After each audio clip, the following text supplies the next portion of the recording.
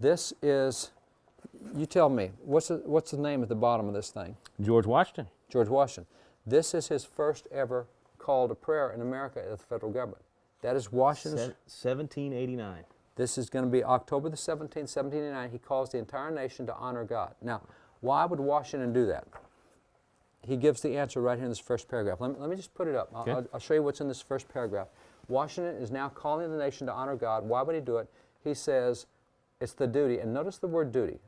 That's a word that is a big, important word. We don't talk about it much today. Military still gets it. A lot of the rural people know what duty means. I built houses for a long time.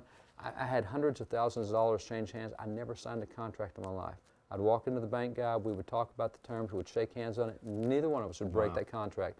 That you have a duty to keep your word. Yeah. I don't need it on paper. I've got a duty. And Today you hear duty and people think, oh, responsibility. I don't want that. Yeah. See, duty in his day is a legally binding contractual obligation.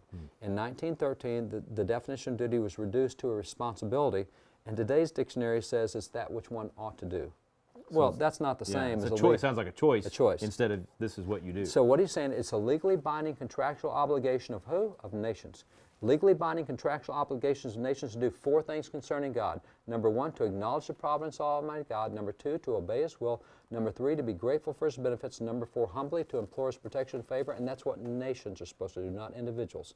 So they believe this philosophy that you have to honor and recognize God as a culture. But this is just the father of the country. Yeah. What is, I mean, he's one of the great deist founding fathers, which is what we're told in school but he's today. obligating the nation. He's saying obligating the nation has the a nation, duty to the do this. nation, not individuals.